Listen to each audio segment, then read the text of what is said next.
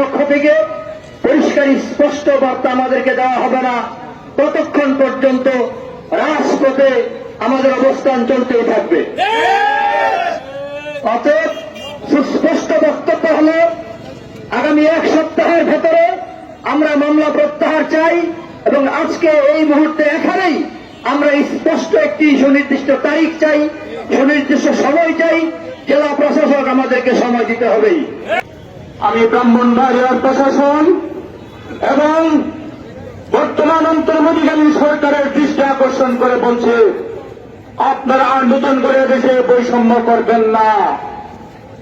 আপনারা জানেন হেফাজতে ইসলামের আন্দোলনের ইতিহাস আপনারা দেখেছেন।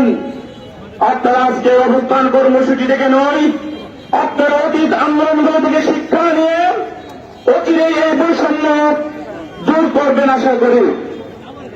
আপনারা